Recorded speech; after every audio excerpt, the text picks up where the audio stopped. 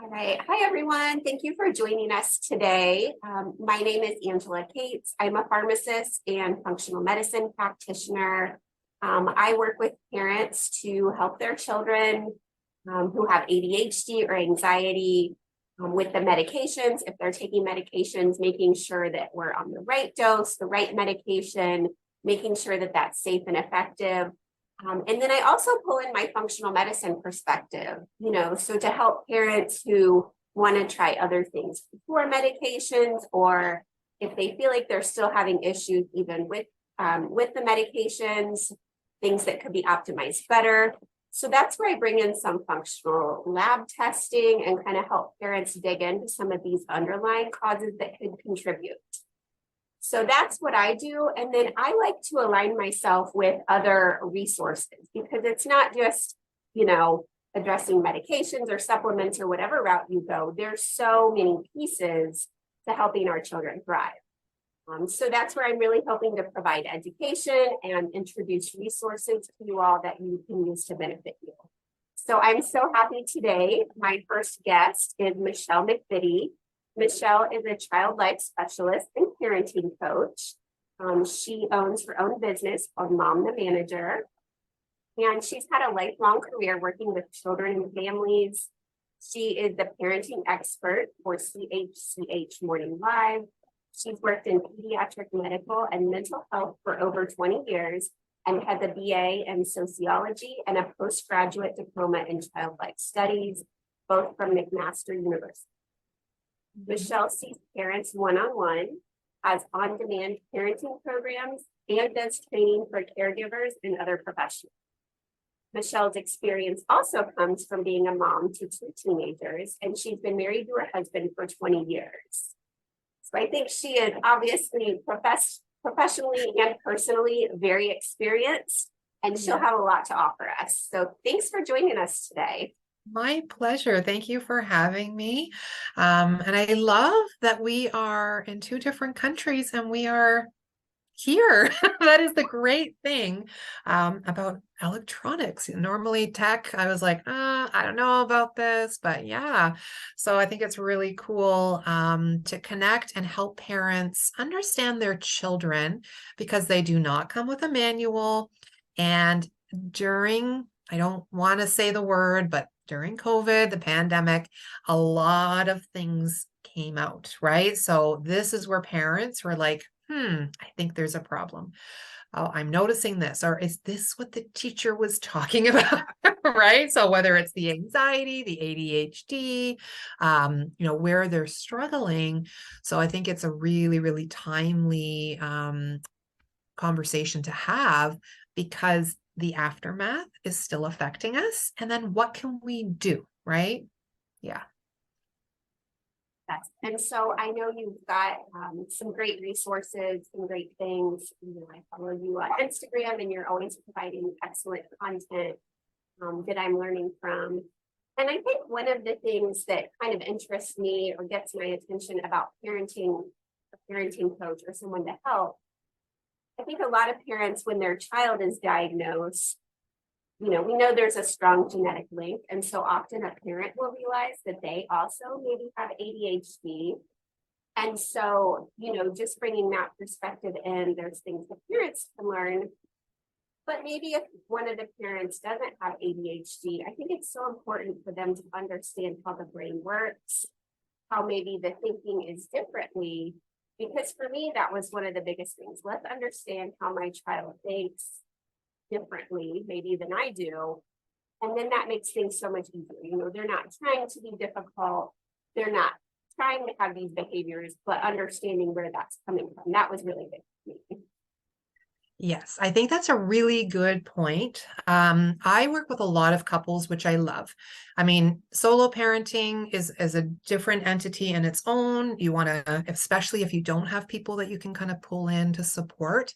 But hopefully, even when you're solo parenting, have other people that can support.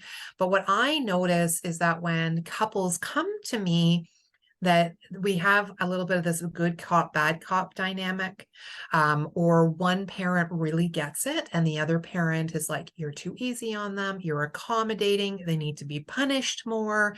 And what we're saying is, well, I'm not punishing because that's not going to teach anything, or I'm validating and I'm giving empathy, which helps the child feel heard, and then we can have conversations.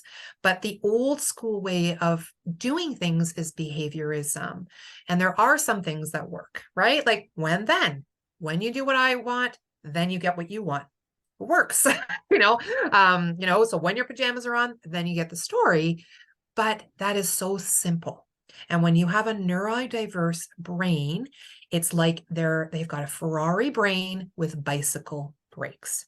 They want to do well, but they struggle, right? And parents will talk about that Jekyll and Hyde, like, what's the matter? Like, you don't want to do this and now you're apologizing, so stop doing that thing.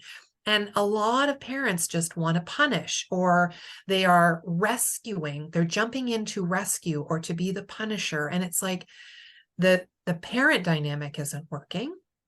And then the one will just be saying, I'm not doing it that way. And the other one is saying, I'm not doing it that way. So I help parents see, yes, this is the ADHD. I actually said that probably about like 100 times today. And what I just got off a call with a couple where I'm like, and that's the ADHD, and that's the ADHD. So we're not excusing it.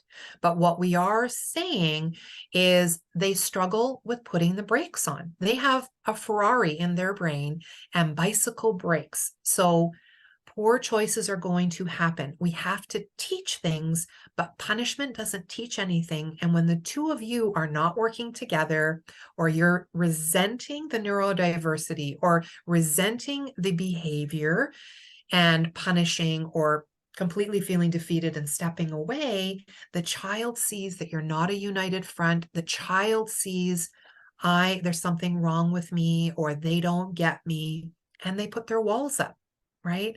And it can really create a difficult dynamic. Right. Yeah.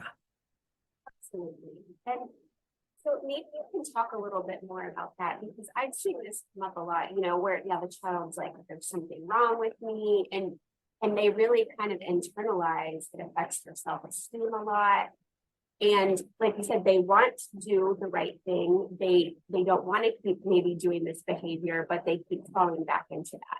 So how do you suggest, talking to them about that and trying to prevent going down that poor self-esteem, something is wrong with me, kind of down that path? Well, and I think, it's a really good thing to talk about, because there is such a huge mental health stigma, right? Even medication. And that's why we connected, because alternatives are great and medication isn't great for everybody. But that stigma holds us back, right? The stigma doesn't support a child because we're trying to keep it a secret. Let's not get the diagnosis. You're definitely not going on medication. But if they have a headache, we give them Tylenol. If they had diabetes, we give insulin. And we don't think that this is a crutch, right? But it should be the same. And we need to continue having these conversations, that going to your doctor for your mental illness as well as your physical illness is important. Now, not every doctor is on board, and I know it can feel frustrating, but advocating instead of saying, okay, this is my problem, or this isn't a good decision. Because what we tend to do is stay away from talking about it. And the more that you stay away from talking about it, then the child starts internalizing and is, what is going on with me? So when we can read books, when we can talk about what the ADHD is, that it's nothing you've done wrong, right? That your brain works differently. It's not contagious. It's not something we can get rid of. And that is another thing that a lot of people are like, they'll grow out of it. And there are a very, very small percentage of people that do that, but we still want to teach skill, and avoidance is not helpful. And it doesn't help a child feel understood because they feel isolated. I run a Facebook parenting group, and we have so many people in there because they feel isolated. So let's talk about it. And as a child life specialist, my background is in talking about things at a child's level, right? So you don't say, you're going into surgery and they're using this scalpel and this is happening, this is what's going on, right? What you say is you're going in to have your tonsils out, right? And there's going to be a doctor that gives you special sleeping medicine, and there's going to be nurses. There's going to be another doctor that's going to take the tonsils out, and you'll see lots of things in the room. This is how you'll fall asleep. This is what you can do to feel relaxed, that kind of thing. What to expect afterwards. When it comes to mental illness, don't talk about it. Right? And instead, how can we explain it? Your brain is under construction, right?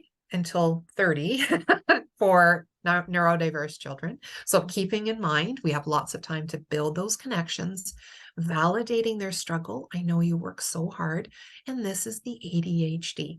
So you're really good at A and B. And because of your ADHD, we have to work harder for putting the pause on, which is impulsivity. We have to work harder at handling our big emotions, because part of ADHD is having lots of big emotions.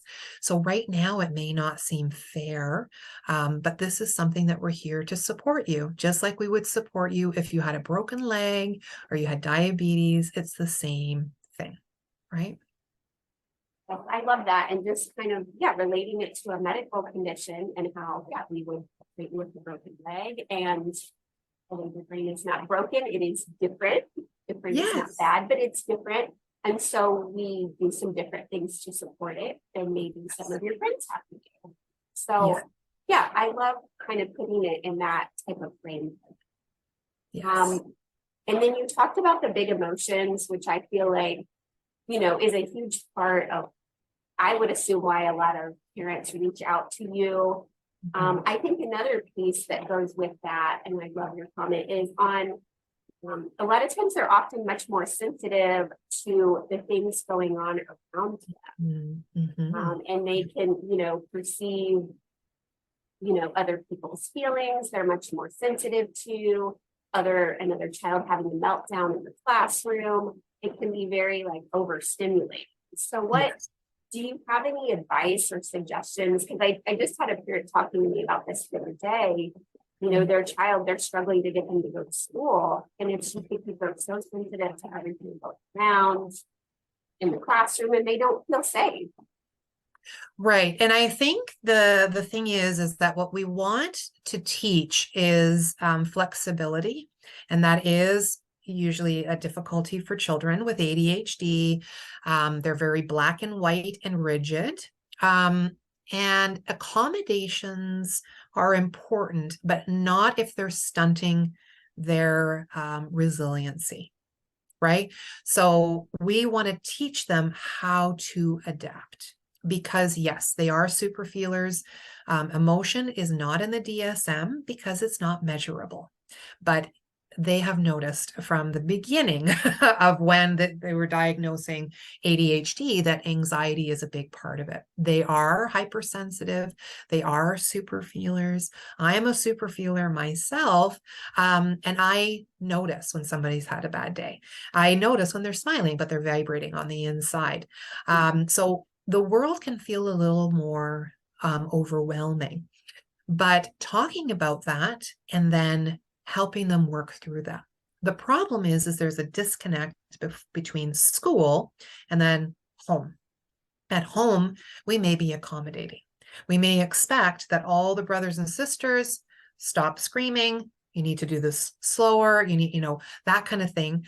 And yes, we can accommodate, but not to the point where they just expect, now I go to school, I sit in this chair, I have my purple cup, and everything's going to be okay. Right? And instead, especially with black and white thinkers, we acknowledge, we validate, but how do we give them small degrees of exposure to things that do not make them comfortable? And if you have low distress tolerance as a parent, this is something that you have to figure out too, because we want to rescue, we want to fix, and then we don't teach them, right? Yeah. Yeah, I mean, I love your last point because I feel like, I mean, that was me for a long time and something I continue to work on because, I think anybody as a parent, they don't want to see their child struggle. But especially if we are more sensitive and we do get pulled more into our child's feelings, we're feeling as well as they are, and we just want to fix it so they feel better, so we feel better. Yes. And so I think you've done a couple of posts on this, but I'd love for you to comment a little bit more too on like, how do we avoid getting pulled in? Like if your child is really anxious and kind of maybe they're having their meltdown in the morning before school, how do we help them but not get pulled into that feeling with? Yeah. Well, it's understanding your triggers, right? So what triggers you? I'm a recovering pleaser myself, so I know I would feel like I had to make everybody happy around me, or this is really distressing. So knowing what are your triggers. Can you tag team with somebody in the home that right now I can't validate this, or I can't say no, I'm going to allow them to stay home and avoid. So I need to call on my partner here to tag team. This is something we're going to discuss. I'm not going to, in the moment, be flailing my arms and saying, I can't handle this. This is something we talk about because it's happening on a regular basis. And it's also planning ahead, right? That this is a concern moving forward, going to school. How can we get there? How much time do we need? Let's do some coping strategies. Let's look for things to look forward to afterwards. But in the moment, that doesn't help you. And in the moment, you can plan things. And it doesn't go well. But what we want to do is learn, and it is distressing. So what do you do for your emotional regulation? And burnout is a real thing.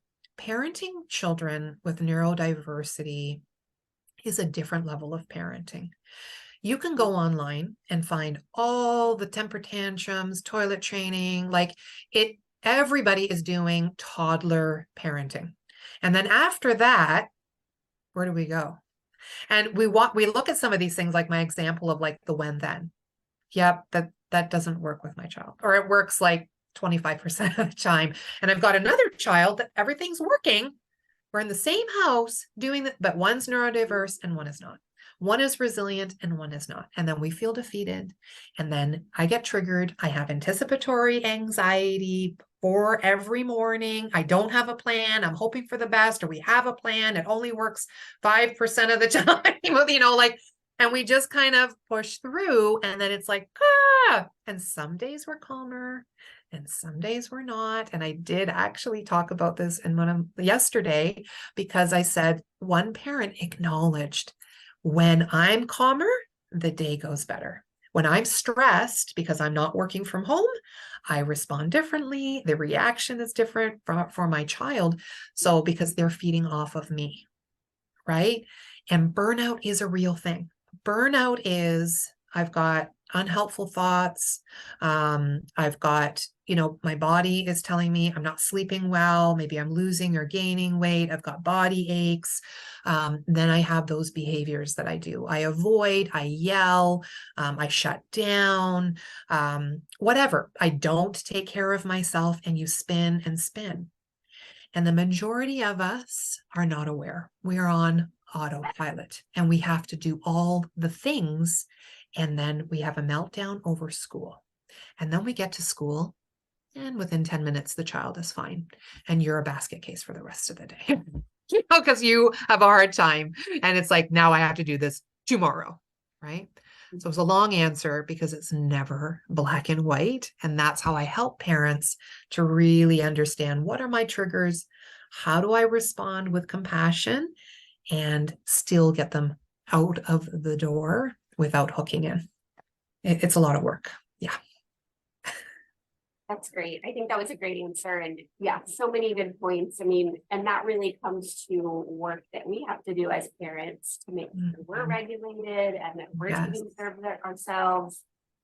I loved your suggestion, like asking, like a spouse or a partner or somebody else to maybe take that role if you always get pulled into that, kind of fine-tuning. So Yeah. that's great advice. So I'm just looking through here on some other questions people have had. We had a question from someone: how do you handle like sibling fighting or sibling disagreements? Maybe if they're both neurodivergent. And so, I know what happens in our house, and I'm bored. And so the way that they address their boredom is by picking at each other, and it just often spirals. So yeah, what do you suggest for managing some of this? Yes. Now that's a loaded question because I there's know. so many different things to consider. So essentially, we see the tip of the iceberg, which is the fighting. And then what we need to do is look at each child individually and understand what each child needs, what is really going on. Sometimes we have a passive aggressive child that is poking, poking, poking, and then the other one punches them in the face. And then that child gets in trouble all the time, and are we jumping in? Are we teaching them that the way to deal with this is to have an adult step in? Do they know how to negotiate and compromise? Now, a lot of parents will say, oh, my child knows how to negotiate. They get everything that they want. Well, that's not negotiation. Negotiation is, I will listen to you, but you need to listen to me. So the short answer is you have a conversation with each child separately, especially if there's an ongoing issue. I'm noticing this is troublesome, or yesterday we had a really big fight about that. Help me understand what's going on. What is it that bugs you about your brother or sister? What are things that you feel would be helpful? So including them. I coach parents on collaborative problem solving and emotion coaching so you can have these conversations, because a lot of oppositional children do not want to be told what to do. So when they're part of the solution, it works better, and it's very good life skills, right? And I think sometimes what happens, and I see this a lot, and there's this expectation. I talked about being rigid and it being my way or the highway, right? A lot of children that are neurodiverse, ADHD, are rule followers, right? But it's not necessarily everybody else's rule. It's just my rule. This is how it should be, right? So it's not fair. I think parents say that constantly. That's not fair. At school, I asked them nicely. They didn't play with me. That's not fair. So you ask nicely and you just expect that you're going to be included in a game that already has enough people because you asked nicely. Okay, let's problem solve that. You are wanting to go into your brother's room, yet he's told you, I don't want you in here. Well, I asked nicely, so it's really it's complicated. And that is why I do what I do, because sometimes we just think, well, yeah, they did ask nicely, but are we supposed to just expect that our children are always going to get along, that they are the same personality? And when they're young, they play like they're parallel playing. You're playing with Lego, I'm playing with Barbies, or what. I could care less what you're doing. As they start getting older, it's like, this kid is driving me crazy. And you, the parent, wants us to play because you have to make dinner, or you have to jump on a call, or you have to do whatever. It's not my responsibility to babysit this kid, right? And there's so many different concepts that we can take a look at, and where are they coming from? And then where is the middle ground? Does one need a break as soon as they get home because they've been overstimulated at school and they need some alone time? Now, the other child that is neurodiverse is understimulated because at recess time, they're not playing with everybody, like, because they're not, maybe not being included, or they don't get to do those active things. They took gym away. We had an assembly instead, whatever that is. And then I come home and I want to play with somebody. And it's your job to play with me because you're my sibling. And the other child is like, I don't want to. I want to have some quiet time. So where do we find that middle ground? How do we work on it together? We're talking separately to each child. And then how do we do this together? How do we set boundaries? What are the house rules? Especially if they're rigid, we include them in some house rules, then that will help. Right? So with the one family, we are dealing with this that I talked to yesterday. And I said, what do you think about putting like a pylon in their door? Actually, I've had this conversation the last 2 weeks with a few families. So yeah, so put a pylon there. Is there some family time that you can work with them? So Tuesdays and Thursdays, we are going to have family time. So you can facilitate the play. You can watch and see, is the one child listening? Is the other one taking over? What is going on here? Because social skills are really tough, especially when a child has ADHD. They really struggle with perception. They get really excited, their impulsivity. Somebody ends up getting hurt, and you ask them about it, and they're like, what? What's the problem? It was fine. And they have no idea. Again, another really complicated answer for a complicated question. And I think that's why parents feel frustrated, because you go online and you go down the rabbit hole of the internet, and then it's like, so which one is it? What do I do? Right? Yeah. I mean, like the examples you've given, it's so individualized as well. And even the way children with ADHD present, I mean, they can present lots of different ways as well. So I just, I think that that's where your service really comes in, working one-on-one with parents to problem solve for their specific, situation, their individual children, parenting styles, because it's all very different. So I guess tell us a little bit more about the services you offer, and then maybe where people can find you if they want to learn more. Yeah. Okay. So I am, you guys know I'm Michelle McVittie, but my handle is Mom the Manager. So I'm on Mom the Manager pretty well everywhere. And that is my website. So I'm momthemanager.ca. I'm a Canadian, but I work with people internationally, clients from UK and the US and Canada.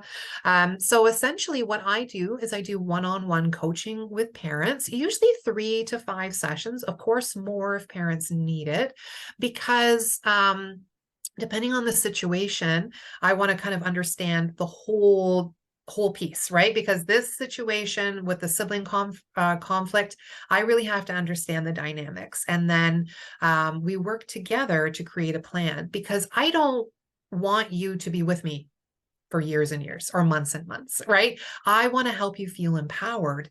And why I do this is because I worked in pediatric medical and mental health for so many years. I see the system is broken. You have to wait so long to get in. And then when you do get an appointment, they don't necessarily give you the support that you need, or we've had all these months or years of doing nothing. And in that time, the problem got worse, and we have no strategies to help. So that's where I have my Facebook group, where I have free trainings in there people can listen to. I do one-on-ones to empower you. And then I have my on-demand courses you can get started right away. So I have one for strong-willed children. I have one for ADHD. And then I'm creating a mini course for anxiety. And I have one for chronically ill children, because as a child life specialist, I did a lot of work with families where children had a chronic illness, plus sometimes neurodiversity. And how do you parent a child that the world is a little bit tougher for them, but building that resilience? Yeah. Well, thank you. Those are some excellent resources. And yeah, I encourage everyone to get on and follow Michelle, because she puts out some great content. And just thank you so much for coming on and sharing your knowledge with us. I feel like it was very helpful, and I'm sure other people are going to learn from you as well. My pleasure.